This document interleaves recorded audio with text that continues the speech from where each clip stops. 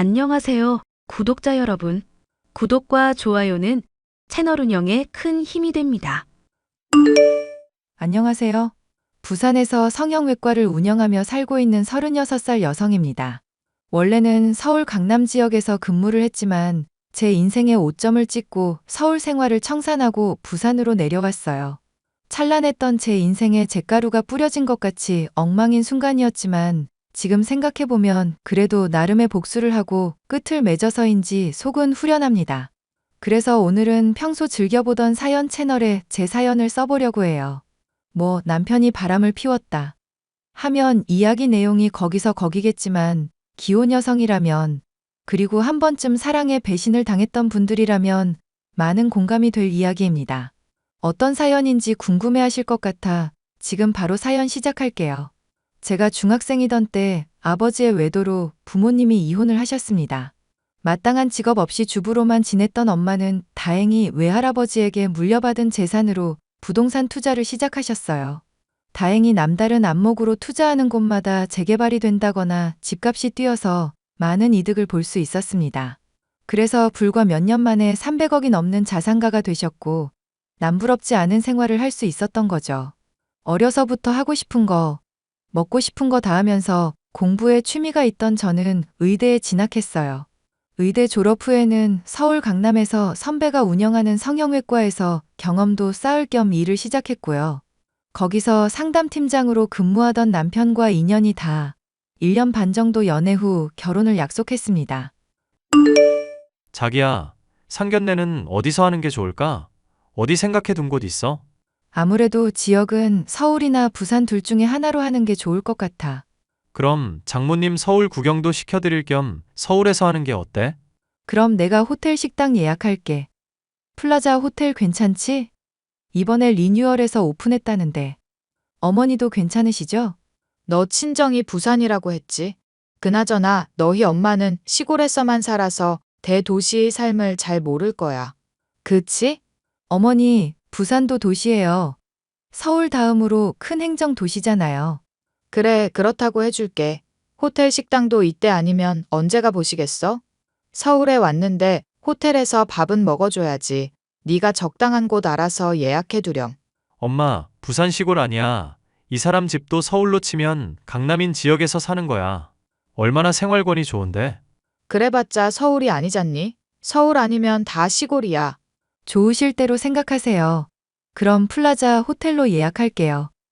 여기 주방장도 바뀌어서 이번에 평이 아주 좋거든요. 그래, 시골에서 올라온 사람 피곤하니까 좋은 거 먹여야지. 그래도 너 나름 재주 있다? 네? 어떤 재주요?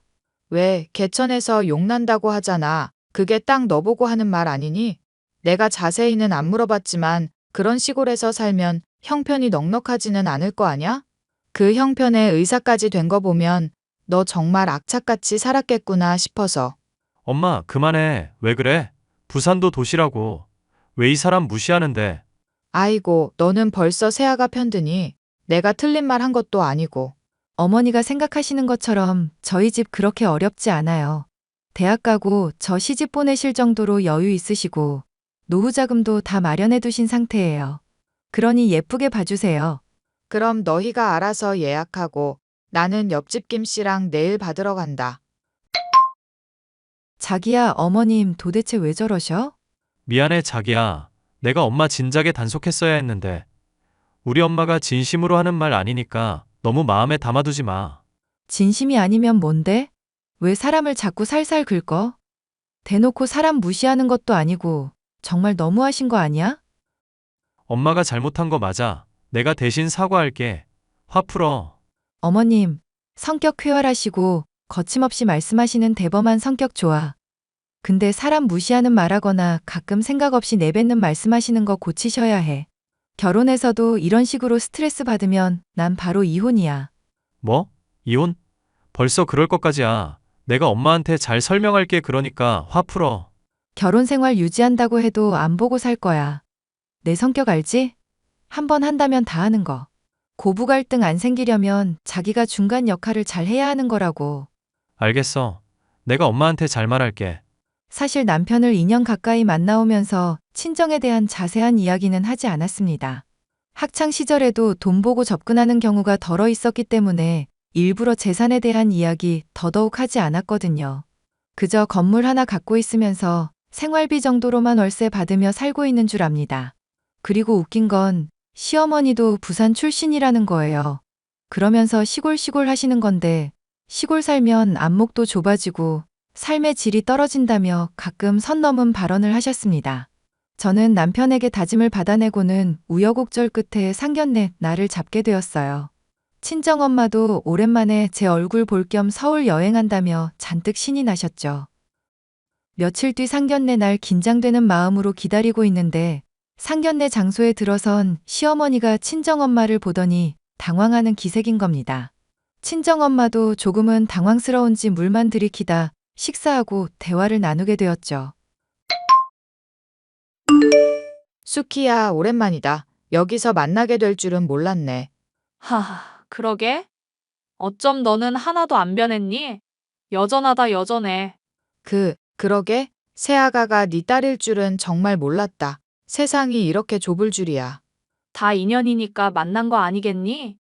그러고 보니 우리도 고등학생 때 추억이 참 많았지? 상견례 자리니까 우리 이야기는 나중에 할까? 서로 필요한 말만 하자. 뭐, 다 지난 일이니까 굳이 다시 이야기해서 좋을 것도 없지. 그나저나 애들 결혼 말이야. 어떻게 준비할 건지 생각을 해봤어? 애들이 원하는 대로 해야지. 그나저나 너 혼자 새아가 키우느라 빠듯했을 텐데 혼수나 예단은 해올 수 있는 거지? 뭘 원하는지 모르겠지만 너네가 원하는 게 있으면 최대한 맞춰줘야지. 그럼 애들이 강남에서 일하니까 신혼집은 강남이나 그 근처로 하자. 혼수나 예단도 남부럽지 않게 하고 새아가도 의사고 서로 보이는 게 있으니까 무조건 최고급으로 하자고. 그건 나도 마찬가지야. 살면서 수연이 기죽이는 일은 없을 거야. 집은 내가 알아서 마련할게. 굳이 무리하지 않아도 돼. 예단이나 혼수 채워 넣는 것도 빠듯할 텐데 왜 사서 고생이야. 너 아직도 예전의 나로 생각하면 오산이다? 찢어지게 가난해서 밥도 못 먹고 너희 집에서 구걸하던 예전의 내가 아니라고. 그러니까 걱정하지 말고 원하는 거 다 불러.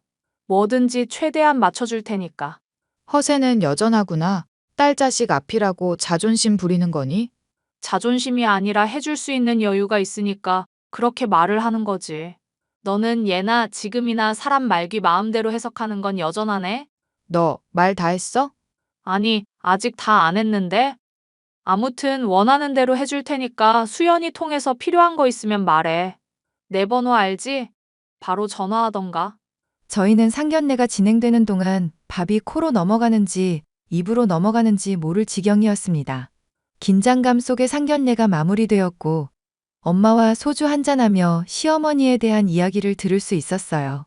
알고 보니 시어머니와 친정엄마는 고등학교 동창이었는데 서로 앙숙이었다고 하더라고요. 당시 외할아버지가 하던 사업이 잘 되지 않았을 시점이라 밥도 못 먹고 급식비를 못 낼 정도로 형편이 어려우셨다고 해요. 시어머니는 노는 아이들 무리였고 요즘 같으면 일진 비스름한 거였다고 합니다. 가진 것도 없으면서 자신보다 주목받는 엄마를 늘 질투에 괴롭혔다고 했어요. 그럼 어머니가 엄마 막 괴롭혔던 거야? 나만 괴롭혔게? 때리고 욕한 건 기본이었지. 나 말고도 당한 애들 많아. 내가 나서서 들이받긴 했지. 아니, 근데 왜 그때 복수 같은 거 안 했어? 왜 당하고만 살았냐고. 말했다시피 가진 게 없어서 백도 없고 돈도 없던 시절이라 어떤 짓을 해도 소용이 없더라. 그래서 아무것도 안 했어? 어휴, 나 같으면 확 그냥. 아서라 어쩌겠어. 그래도 결국 엄마가 들이받아서 사과도 받아내고 다시는 그런 짓 안 하겠다고 다짐도 받고. 그 정도면 된 거 아니냐? 역시 우리 엄마. 어머니가 결혼해서 막 나 괴롭히고 그런 거 아니겠지? 설마 그러겠어?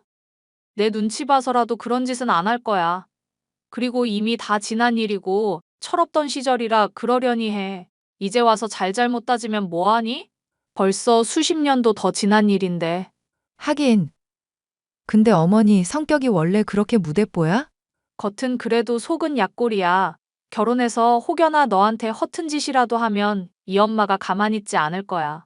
그러니 걱정 말고 너희는 너희들 인생 살아. 알겠지? 알겠어.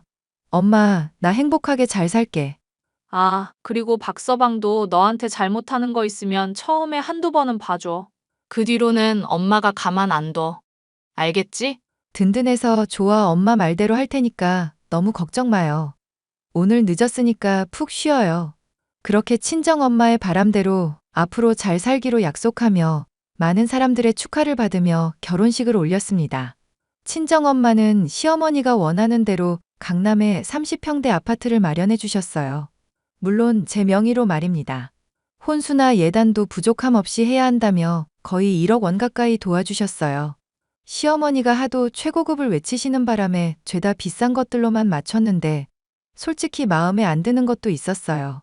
그리고 친정엄마는 어디 가서 돈으로 꿀리지 말라며 제 계좌에 현금으로 2억도 넣어주셨어요. 이렇게 친정에서 과분한 사랑을 베푼 것에 비해 시댁에서는 금반지, 목걸이, 귀걸이 세트 받은 게 전부였어요. 굳이 금액으로 따지자면 2천만 원 정도 되었죠. 그런데 말입니다. 결혼하자마자 시어머니는 태도가 돌변해 저를 못 잡아먹어서 안달이었어요. 그러면서 말끝마다 제가 의사라는 이유로 남편한테 대접받으려고 하면 바로 이혼시킬 거라며 남편을 떠받들고 살라고 하시더군요. 아들 부심 대단한 시어머니들이 의뢰하는 말이겠거니 하고 넘겼습니다. 매달 용돈도 200만 원씩 드리는데 별도로 카드도 달라 하고 병원에 들러 제 이름 팔며 온갖 시술을 받고 가는 건 당연했어요. 제가 드린 카드는 한도가 1200만 원이었는데 드린 지 2달 만에 카드 한도가 초과되고 그 와중에 남편은 돌연 사업을 하고 싶다며 병원도 그만둬 버렸고요. 제가 벌면 되니까 상관없었는데 한 달, 2달이 지나도 남편은 재취업할 생각이 없었습니다. 마치 작정하고 제 돈 쓰면서 지낼 요량으로 병원을 그만둔 것 같았죠. 자기야, 고생은 젊어서 한다잖아. 다시 재취업할 생각은 없어? 그동안 많이 일했잖아. 당분간은 좀 쉬고 싶은데. 그래도 적당한 일자리 찾아서 재취업은 해야 하지 않을까? 일하다가 쉬는 것도 좋지만 그래도 어느 정도 경제활동은 해야 보기 좋지. 지금 내가 놀고 먹는다 이거야? 이왕 쉬는 거 좀 더 쉬려고 그러지. 이참에 나 해외여행도 다녀오려고. 휴, 쉬고 싶다면 쉬어야지. 그나저나 쉬는 만큼 과소비하는 습관 좀 줄이자. 왜? 내가 뭐 잘못했어? 아니, 솔직히 안 하던 행동하잖아. 홈쇼핑도 필요 없는 건데도 그냥 관심 있으면 막 주문하고. 창고에 쌓인 게 몇 갠데. 아, 그거 주변 사람들한테 나눠주고 엄마도 쓰고 우리도 쓰고 하면 되지. 당신도 당신이지만 어머니도 문제야. 내가 용돈 매달 200 드리잖아. 근데 모자란다고 카드도 달라시더라? 그런데? 카드 1200짜리 드렸는데 2달 만에 한도 초과됐다니까? 내가 말씀드리면 기분 나빠하실 거니까 자기가 잘 말씀드려줘. 아, 뭐 그럴 수도 있지. 돈이 없는 것도 아니고. 내가 잘 말할게. 당신 말대로 돈이 없어서가 아니야. 2달 동안 1200만 원 쓰는 게 적은 돈 쓴 것도 아니고 용돈도 드리는데 난 절대 부족하지 않다고 보거든? 그래서? 요점만 말해. 어머니 과소비하지 말라고 전해줘. 계속 이런 식이면 카드 회수야. 빚이 있으신 거면 말씀을 달라고 해. 같이 해결 방법을 찾으면 되니까. 알겠어. 제가 병원에서 일하면서 받는 월급이 월 1000 이상은 되고 가지고 있는 여윳돈까지 하면 부족한 건 아니었어요. 하지만 시어머니와 남편이 과소비하는 습관을 멈추지 않으면 금방 돈이 바닥날 것 같았습니다. 솔직히 1200만 원이면 보통 사회초년생 연봉 절반인데 그 금액을 2달 만에 사용하는 건 대단하면서 말도 안 되는 일이었습니다.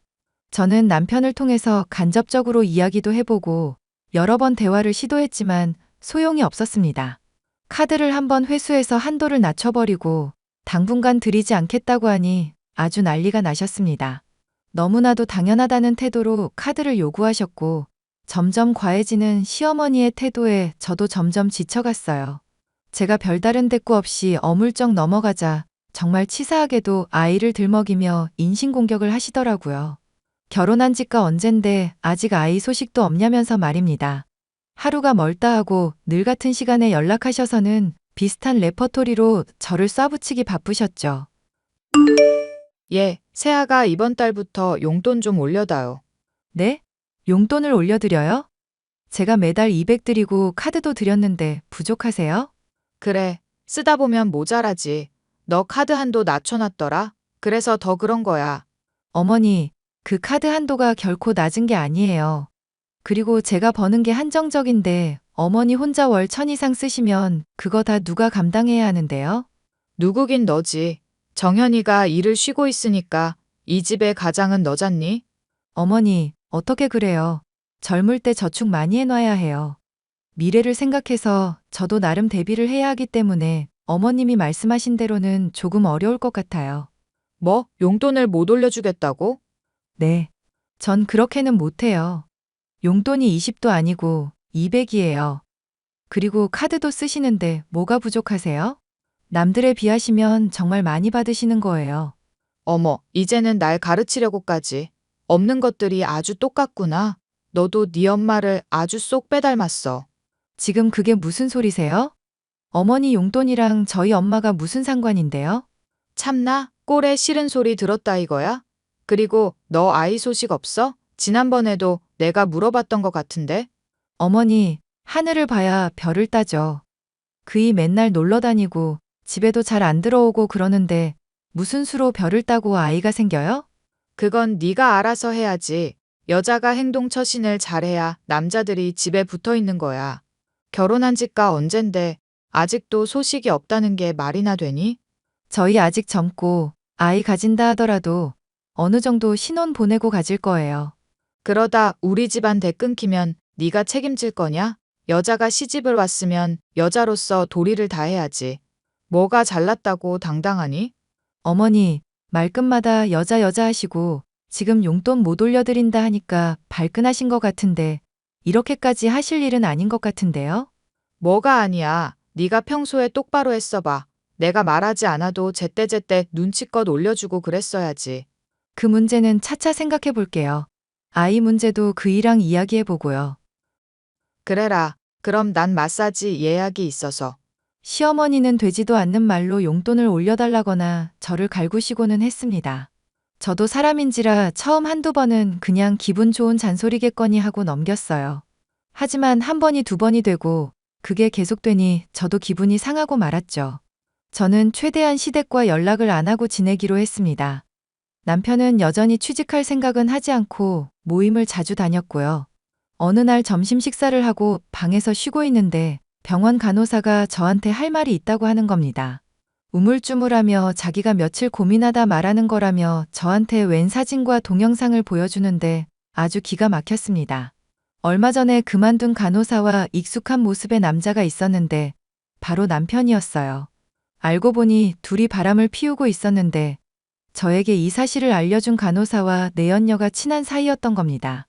친구 사이라도 도가 지나친 것 같아 저한테 와서 말해준 거였죠. 그날 저녁 퇴근 후 남편이 잠들길 기다렸다가 휴대폰을 몰래 보게 되었는데 더 충격적인 사실을 알게 되었습니다. 시어머니와 남편이 적당한 시기에 이혼해서 제 재산을 가로채려고 작당 모의를 하고 있었더군요. 심지어 내연녀도 가담하기로 했고 시어머니는 진작에 남편이 바람을 피우는 사실을 알고 있었던 겁니다. 저한테 용돈이며 카드며 받아서 흥청망청 썼던데 내연녀와 쇼핑도 다니고 여행도 다니느라 그런 거였어요. 저는 모든 증거를 제 휴대폰으로 전송시켰고 화를 억누르며 뜬 눈으로 밤을 지새워야 했습니다. 너무 분해서 잠도 안 오더라고요. 날이 밝자마자 연차 사용하고 변호사 사무실 찾아가서 이혼 소송 상담했고 바로 변호사를 선임했습니다. 나다 점심은 먹었냐? 아니요.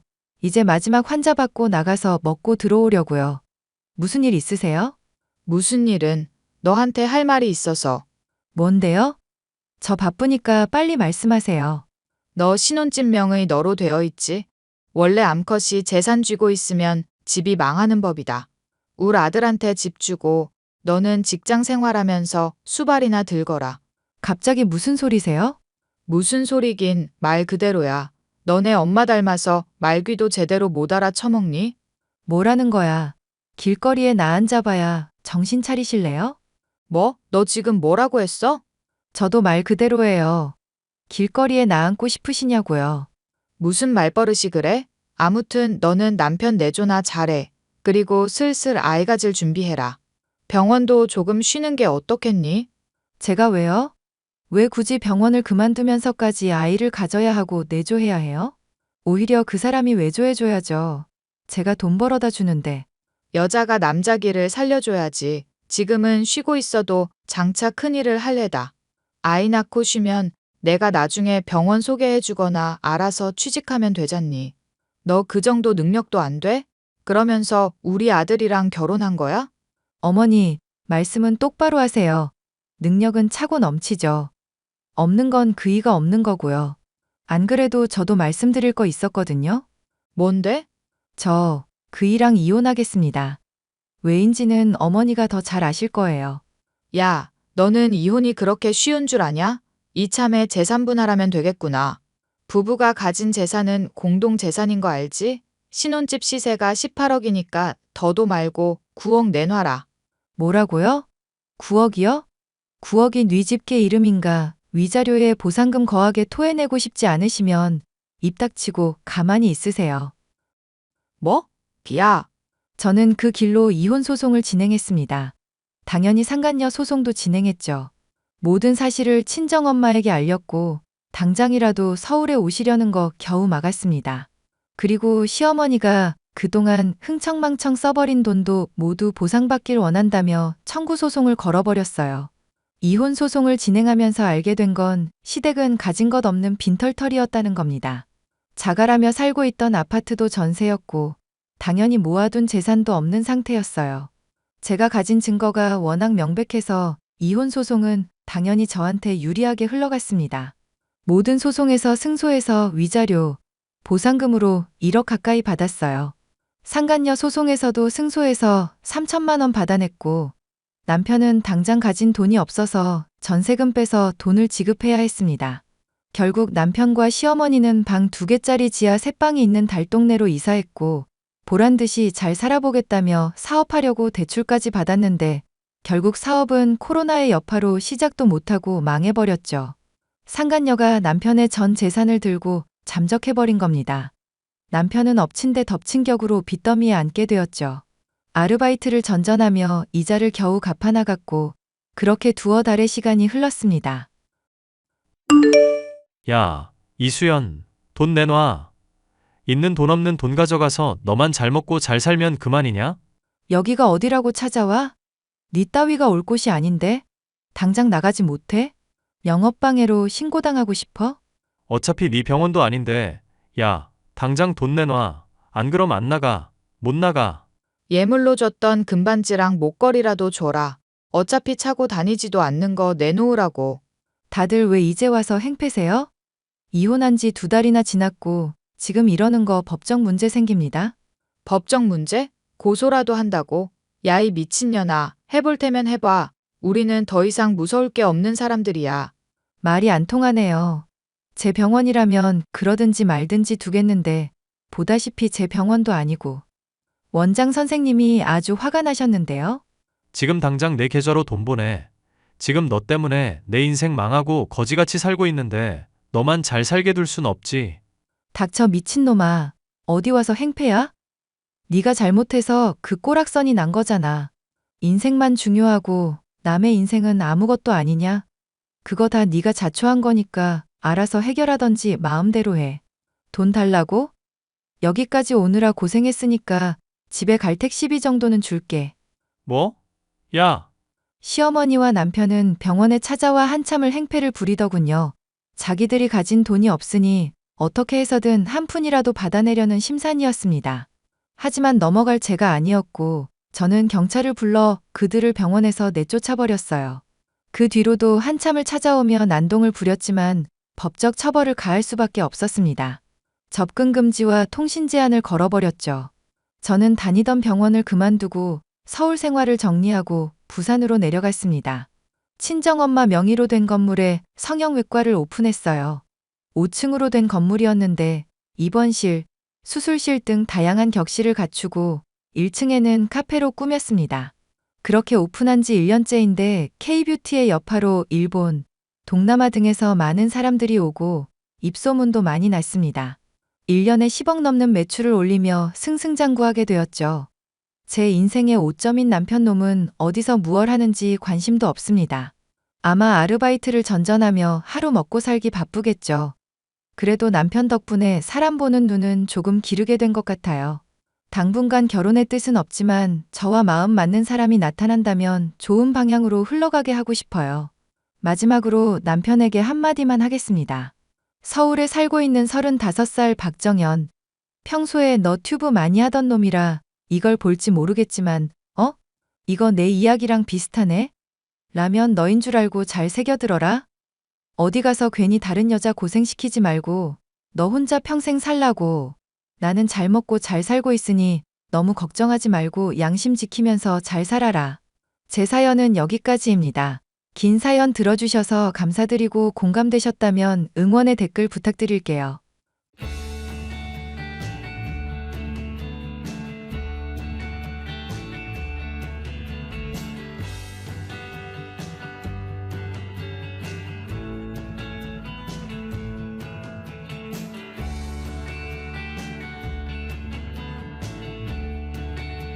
안녕하세요, 구독자 여러분. 구독과 좋아요는 채널 운영에 큰 힘이 됩니다. 안녕하세요. 저는 40대 주부로 아들과 딸 하나를 키우며 남편과 행복한 결혼 생활을 하고 있었는데요. 개념 없는 동서로 인해서 결혼 생활 내내 힘들어하다가 최근에야 해방이 되어 편한 생활을 하고 있습니다. 제가 어떻게 동서로 인한 힘든 결혼 생활에서 벗어날 수 있었는지 사연을 얘기해 보려고 해요. 형님, 저 임신했는데 어떻게 명절에 애들 옷 사입히라는 식으로 돈 한 푼을 안 주실 수가 있어요? 그이는 아주버님네 힘들다고 따박따박 명절 때마다 애들 챙겨주고 그랬었는데 오히려 더 연장자인 쪽이 이렇게 저희를 홀대하니 기분이 안 좋네요. 말이야 명절에 애들 챙겨준 거라지만 서방님 공무원 공부한다고 5년 넘도록 노량진에 계실 때 돈 지원해줬던 걸 기억해야지. 그거 고맙다고 말하는데도 남편이나 나나 거절한 거라서 서방님이 그런 식으로 챙겨주시는 거야.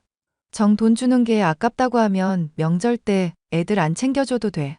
아니, 그건 저 결혼하기 전의 일이잖아요. 그이가 결혼하고 나서는 제가 형님한테 받은 게 한 푼도 없는데요. 공무원 남편 덕분에 집에서 편하게 쉬면서 일도 안 하고 지내는 동서가 할 말은 아니지 않을까? 솔직히 받은 게 한 푼 없다고 하지만 서방님이 공무원 시험 편하게 공부할 수 있었던 건 우리 지분이 충분히 크다고 생각하는데? 전 전혀 그렇게 생각 안 하는데요.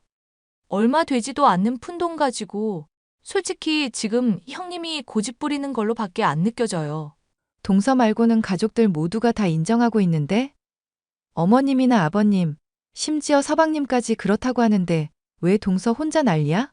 그러니까 앞으로 저 서운하지 않게 좀 챙겨달라고요. 이런 식으로 자꾸 대하니까 저 차별받는 것 같고 마음이 많이 힘들어서 그래요. 아님, 설마 저 노래방 일했다고 무시하는 거예요? 동서 노래방 일한 걸로 내가 무시하고 자시고 할 일이야 뭐 있겠어. 힘든 시절에 힘든 일 하면서 먹고 살았구나 정도지. 그런데 이런 문제로는 적어도 나한테 따지지 말아줬으면 좋겠네. 난 동서랑 잘 지내보고 싶은데 자꾸 트집을 잡으니까 친해지기가 힘들어. 동서는 노래방 도우미 출신으로 시어머니와 시아버지가 서방님의 결혼을 많이 반대했었죠. 이에 대한 자격지심인지 울분인지 사사건건 만만하다 싶은 저를 물고 늘어지는 통에 아주 짜증이 나는 사람이었습니다. 솔직히 저야 노래방에서 일을 한 사실은 신경도 쓰지 않고 아무런 상관도 없는데 무슨 서운한 일이 있을 때면 항상 일을 들먹이는 통에 스트레스가 많았죠. 무엇보다 자신이 서운한 일이 있을 때는 그것을 꼭 갚으려고 하는 게 동서였습니다. 동서, 이번에 곶감 가족들한테 다 돌렸는데 우리 건 까먹은 것 같더라?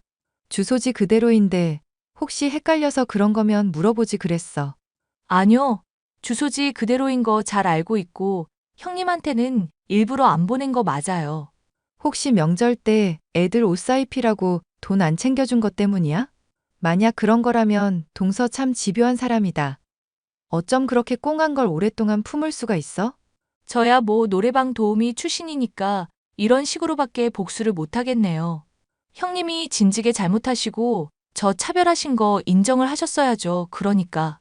나는 동서 차별하고 서운하게 할 마음 없었다니까? 본의 아니게 그런 거라면야 인정을 하겠다만 일부러 그런 적은 한 번도 없었어. 심지어 서방님하고 결혼한다고 할 때 반대 안 한 사람 중 하나가 나야. 그럼 찬성을 하지도 않으셨다. 이거네요? 어른들 대부분이 반대를 하는데 내가 뭐 반골도 아니고 찬성할 일이 뭐 있겠어. 동서에 대해서 잘 알지도 못하는 상황인데. 형님한테 제가 이런 게 열받는 거예요. 본인은 잘못한 거 하나도 없다는 태도. 아버님이나 어머님이나 저한테 잘못한 사람들 제가 다 기억하고 있는데 자꾸 형님만 걸고 넘어지는 것 같죠? 그분들은 저한테 그래도 지금은 잘해주려고 노력하고 있고 종종 집에도 부르시거든요. 그런데 형님은 저 맨날 차별하고 대면대면하게 대하시잖아요. 그러니까 내가 동서한테 뭘 잘못했는지 구체적으로 말을 해주라. 그럼 내가 고치든지 오해가 있음 풀든지 할게. 형님이 워낙 교묘한 사람이라 안 걸리게 하신 거잖아요. 괜히 트집 못 잡게. 정말 답이 없는 사람이다. 동서는 앞으로도 이런 식으로 나 계속 신경 쓰이게 하고 스트레스 줄 거야? 아, 말하다 보니 형님부터 먼저 태도를 고치셔야 할 거 하나 생각났네요. 저번에 가족들 모였을 때 물건 뭐 하나 없어졌다고 하니까 다짜고짜 저 의심했었잖아요. 루아 커피인가 뭔가 하는 거 저는 관심도 없었는데. 말했었잖아. 동서가 말하는 게 뭔가 앞뒤가 안 맞는 게 이상하다고. 동서 도우미 일하기 전에 커피 바리스타 자격증 딸까 고민도 했었다며. 그럼 당연히 커피에 대해서도 어느 정도 알고 있을 거 아냐. 근데 어머님 집에 있던 루아 커피가 갑자기 사라졌다고 했을 때 동서가 뭐라고 그랬어? 커피 같은 거 자기는 먹을 줄도 모르고 관심도 없다며. 누가 봐도 이거 조금만 생각해보면 이상한 일 아냐? 또, 지금 저 도우미 일하는 거 은근슬쩍 꺼내신 거 맞죠? 무슨 말만 하면 항상 제 과거 이런 식으로 들추니까 제가 형님을 싫어하는 거예요. 제발 좀 저한테 잘해주시고 나서 서운하다 뭐다 말을 하시라고요. 이상한 것을 놓고 이상하다 짚었을 뿐인데 또다시 본인의 상처를 들먹이며 화제를 전환하는 동서였죠. 집안 사람들도 이렇게 저와 동서가 사이 나쁜 것을 알다 보니 어떻게든 친해지게 만들려고 부더니도 애를 썼습니다. 특히 시어머니는 저와 동서를 종종 집으로 부르시며 친하게 만들려고 같이 만두를 빚는다든가 요리를 가르쳐 주시는 등 친해질 수 있는 시간을 갖게 해주셨죠. 예, 아가, 너 제발 좀 둘째 며느리한테 입 바른 말 하는 것 좀 그만두거라. 나이 먹어서 너희 둘이 싸우는 거 보면 내 심장이 콩닥콩닥거리고 속이 울렁거려서 그래. 어머님, 죄송한 말씀이지만 저도 동서 어지간한 문제는 참아주고 있어요. 그런데 동서가 자꾸 선을 넘고 물건을 훔친다거나 훤히 보이는 헛짓거리를 하니까 문제죠. 나도 걔가 가끔은 개념 없이 군다고 느낄 때가 있다. 하지만 사랑으로 보듬고 잘 대해주다 보면 걔도 인간인데 언젠가는 좀 마음을 돌리지 않겠니? 너무 미워만 하지 말고 기왕 이씨 집안 식구로 받아들인 김인이 조금은 너그럽게 바라봐 주려고 하자꾸나. 어머님이 마음이 너무 좋으셔서 그래요. 이렇게 잘해주면 고마운 줄을 알아야 하는데 오히려 사람을 우습게 보니까 제가 화가 나요, 정말. 당장 저번만 하더라도 어머님이랑 아버님이 유산 물려주는 걸로 운 좀 띄운다 싶으니까 대뜸 아파트 갖고 싶어요. 땅 갖고 싶어요. 그게 할 얘기인가요? 그냥 주는 거 받는 것도 감지덕지 해야 할 판에 돈 욕심은 왜 그렇게 많은 건지 모르겠다니까요. 너도 이해해 주거라. 걔 얘기 들어보니까 어릴 때부터 집안이 많이 가난했다더라. 엄마는 이혼하고 아빠는 바람피고 매일 가족이 함께 지내면서 화목한 날이 없었다고 하니 마음이 아프더구나. 불쌍한 애다 생각하고 한번 잘해주려고 노력은 해보렴. 힘들긴 하지만 어머님이 그렇게까지 말씀하시니 저도 노력해 볼게요. 나중에 가족이 다 같이 모여서 오손도손 잘 지내는 모습을 하루라도 봤으면 좋겠다는 어머님의 간곡한 요청을 듣고도 모른 척 할 수는 없었죠. 저는 동서와 친해지기 위해 부단히도 노력을 했었고 동서도 그런 마음을 아는 것인지 시어머니의 앞에서만큼은 제게 틱틱거리는 모습을 보이지 않으려 했습니다. 하지만 그러고 얼마 지나지 않아 또다시 문제가 생기고 말았는데요. 어머님의 집에 있던 물건들이 하나둘씩 사라지기 시작한 것이었죠. 어머님, 죄송하지만 동서한테 도벽이 있는 것 같아요. 귀신이 훔쳐가는 게 아니고서야 이렇게 자꾸 물건이 사라지는 게 말이 안 되잖아요. 괜찮다. 아직은 뭐 귀금속이며 비싼 물건들은 안 건드는 거 보니 필요해서 가져갔겠지. 내버려두면 언젠가는 뉘우치고 돌려주든지 할 테니까 신경 끄도록 해라. 어머님이 아버님이랑 노력해서 얻은 재물인데 집안 도둑년한테 그걸 다 뺏기도록 내놓아서야 되겠어요? 말을 해서 알아들을 종자였으면 제가 겁을 줬을 때 나중에라도 실토를 했었겠죠. 당장 지금만 해도 어머님이 저랑 친해지라고 부른 건데 또 도둑질이라니 이건 정말 상상도 못할 일이네요. 사실 아들 진우도 이거 짐작은 하고 있는 모양이더구나. 무슨 우울증인가 치료하고 있다는데 주기적으로 뭔가를 좀 훔쳐줘야 스트레스가 풀린다고 해서 눈 감아 달라고 하니 내가 뭐라 따질 일이 아니겠다 싶구나. 세상에, 서방님께서도 이미 그럼 알고 있으셨대요? 저는 당연히 모르는 줄로만 알았죠. 그러니까 너도 모른 척 해다오. 따지고 보면 걔가 훔쳐가는 것들만큼 내가 뭐 주려고 할 때마다 뺏어 주고는 있다. 그걸 또 차별이라고 생각하는 모양이기는 하다만 어머님이 이렇게 모른 척 배려하는 줄 알면 동서가 이러지는 않을 것 같은데요. 아님 제가 넌지시 귀띔이라도 해볼까요? 그러지 마라. 일단 걔가 정서적으로 안정화될 때까지 지켜보겠다고 둘째한테 약속을 이미 해뒀다. 너도 지켜보면서 스트레스야 많이 받겠지만 그러려니 하고 넘어가렴. 서로 많이 친해진 것 같으니 같이 부르는 일도 차츰 줄이려고 하마. 알겠어요, 어머님. 사실 저만 동서에 도벽이 있다는 걸 알고 있는 줄 알았는데 그건 서방님이나 어머님 역시도 마찬가지였죠. 아무리 우울증 증세라고 해도 물건을 훔쳐가는 걸 내버려두고 있다니 저로서는 따라할 수도 없을 정도로 대단한 인내심이다 싶었습니다. 하지만 저는 어머님을 존경했고 그 관대함을 조금이나마 배워보고자 하는 마음에 동서의 도벽에 대해서도 같이 눈을 감고 있었는데요. 저로서는 도저히 참기 힘든 일이 나중에 터지고 말았습니다. 바로 어머님의 금고가 털리고 그 안에 폐물들 몇몇이 제 가방에서 발견된 일이었죠. 제가 물건을 훔쳤다고 의심을 받았지만 다행히도 서방님을 통해 바로 진실은 드러났죠. 얘야, 내가 미안하다. 솔직히 난 이게 무슨 일인지도 모르겠구나. 그게 무슨 말씀이세요, 어머님? 아, 형수. 제가 집 뒤져보니까 엄마 폐물이 다 발견이 됐더라고요. 아마도 형수한테 뒤집어 씌우려고 집사람이 헛짓거리 한 것 같아요. 나도 너 의심이야 당연히 안 했다만 많이 놀라기는 했구나. 아니요, 그러실 수 있죠. 그보다 궁금한 게 있는데요. 금고 비밀번호 동서한테 알려주신 적 있으세요?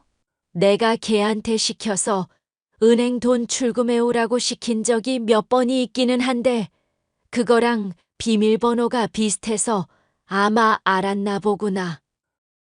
저한테 뒤집어 씌우려고 한 것도 어이없지만 완전히 똑같지는 않은 게 더 소름 돋네요. 그게 무슨 말씀이세요? 생각해보세요. 금고 그거 여러 번 비밀번호 틀리면 경고소리 울리거든요. 그런데 어머님이 비밀번호 비슷하지만 엄연히 다르긴 한 거잖아요. 그럼 모르긴 몰라도 비밀번호 맞춰보려고 올 때마다 시간 맞춰서 꾸준히 금고 확인해 봤을걸요? 어쩐지 금고 있는 서재방에 안 보던 책을 자주 본다 싶더니 그런데 이걸 어쩌면 좋니? 너한테서 폐물이 발견됐고 증거는 없는 상황이잖니.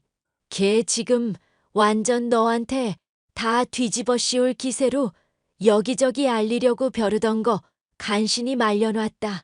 물론 어머님이나 서방님이나 제 편 들어주시기는 하겠죠? 솔직히 저는 금고 비밀번호 알지도 못하고 알았다고 해도 이렇게 열어보지도 않았을 테니까요. 내가 널 믿지 누굴 믿겠니? 저도 형수님 믿습니다. 그래서 말인데 집사람하고 잘 얘기해서 진실 한마디만 하라고 얘기 좀 해주시면 안 될까요? 그게 무슨 말씀이세요, 서방님? 집사람 우울증 핑계로 물건 훔치고 매일 거짓말하는 거 지긋지긋하네요. 이제 엄마랑 형수한테까지 이러니까 저도 참지 않으려고요. 형수님이 추궁하는데도 거짓말하면 저 그냥 이혼할 생각입니다. 얘, 너 정말 괜찮겠어? 그렇게 반대하는 결혼 힘들게 해놓고선 이혼이라니? 서방님도 많이 생각하고 말씀하신 거겠죠. 좋아요. 그럼 동서가 저한테 뒤집어 씌우려고 했던 이유 한번 알아내 볼게요. 어머님이 믿어주시자 제 가방에서 폐물이 발견된 상황에서도 저는 침착할 수 있었죠. 하지만 동서는 제가 이제까지 물건을 훔쳐놓고는 자신에게 뒤집어 씌운 거라며 오만 난리를 피우고 있었는데요. 모든 내막을 알고 보니 이건 무슨 사이코 패스인가 의심이 들 정도였습니다. 본인이 훔치는 걸 같이 눈 감아주고 참아줬더니 남에게 뒤집어 씌우다뇨. 동서, 나 사실 동서가 폐물들 내 가방에 집어넣었다는 거 다 알고 있어. 동서가 나 의심받게 하려고 그런 거 알고 있는데 대체 왜 그런 건지 이유나 들어보자. 형님이 지금 무슨 소리를 하는지 도통 모르겠네요. 본인이 훔쳐놓고 왜 이런 말을 하는지도 모르겠고요. 아, 설마 제가 하는 말 괜히 또 트집 잡아서 몰이하시려는 거예요? 본인이 지금 들켜놓고 저 이미지 안 좋은 거 아니까 덤기 씌우려고? 난 동서가 노래방 도우미 했어도 힘들어서 그랬을 거다 생각하고 있었거든. 그런데 이런 일을 저지르니까 진짜 용서가 안 돼서 그래. 생각해보면 이상하지 않아? 나 폐물 가방에 들어있는 거 알게 된 것도 따지고 보면 동서 덕분이잖아. 갑자기 선물 챙겨준다면서 안 하던 짓을 왜 하필 그날 했을까? 이제는 챙겨준 사람도 의심하시는 거예요? 정말 어이가 없다. 형님, 진짜 이런 거 보면 정신병 있나 의심될 정도예요. 나 너무 억울해서 경찰에 지문 감시까지 부탁했어. 동서가 설마 장갑까지 끼고 그러진 않았을 것 같아서. 아니, 저는 정말 아니라니까 왜 생사람을 잡고 그러세요. 그리고 가방에 들어있던 폐물들 빼고 만지다 보면 제 지문 묻었을 수도 있을 거고요. 이래나 저래나 형님이 범인이라는 사실은 변함이 없어요. 동서, 정말 마지막으로 물을게. 어머님 금고에 손댄 거 동서 맞지? 저 진짜 아니라니까 왜 자꾸 그러세요? 맹세라도 해야 믿으시겠어요? 내가 손댔으면 이씨 집안 며느리가 아니다. 됐죠? 어휴, 그래 차라리 잘 됐다 싶네. 지긋지긋한 동서랑 그럼 이제 연 끊고 기생충 같이 서방님한테 빌붙던 동서도 이제 이혼녀 신세 되는 거고. 뭐? 지금 대체 무슨 소리를 하는 거예요? 잘 봐. 이거 서방님이랑 나눈 대화니까. 이게 무슨 소리예요? 그이가 저랑 이혼한다고요? 어디서 이런 허접한 합성을 가지고 사람을 속이려고 하세요? 나는 분명 동서한테 기회를 줬어. 한 번이라도 진실을 말하고 사람들한테 친절할 수 있는 선택권을 줬다고. 그런데 동서는 끝까지 사람 기만하고 속이려고만 들었지? 아니, 이게 대체 무슨 소리냐고요? 이혼이라니, 제가 알아듣게 좀 설명하세요. 참아주는 사람 우습게 알고 자꾸 선 넘은 동서가 이제 죗값을 받는다는 얘기지. 다들 가만히 모른 척하고 있어주니까 정말 모를 거라 생각했어? 동서 불우한 과거며 우울증 생각해서 참아주고 있었는데 왜 고마운 줄을 모르고 자꾸 엇나가? 이러니까 서방님이 동서랑 이혼하겠다고 결심을 하시지. 야, 너 지금 이거 무슨 얘기인지 알아듣게 설명을 하라니까? 왜 자꾸 너 하고 싶은 말만 하고 묻는 말에는 대답을 안 하냐고. 너 이제 인생 망했다고, 이 술집년아. 뭐? 너 지금 말 다 했니? 술집년? 술집년을 술집년이라고 하지 뭐라고 하겠냐. 사람 고쳐 쓰는 거 아니라는 말에 딱 들어맞는 예시네. 하여튼 이혼 축하하고 앞으로는 두 번 다시 보지 말자. 이 미친년아. 발광하는 동서의 모습을 보니 그간 묵은 채증이 확 내려가는 것 같았죠. 동서는 얼마 지나지 않아 자신의 잘못을 털어놓고 용서를 빌었지만 이미 늦어도 너무 늦은 시점이었습니다. 서방님은 결국 동서와의 이혼을 결심하게 됐고 저는 지긋지긋하던 동서와의 관계를 드디어 끝맺을 수가 있었는데요. 결단을 내릴 당시만 해도 좋지 않던 서방님의 표정이었지만 동서에게서 벗어나서인지 하루하루 생기를 찾아가는 모습을 보니 역시 잘한 선택이 아닌가 싶습니다. 사연 끝까지 들어주셔서 감사합니다.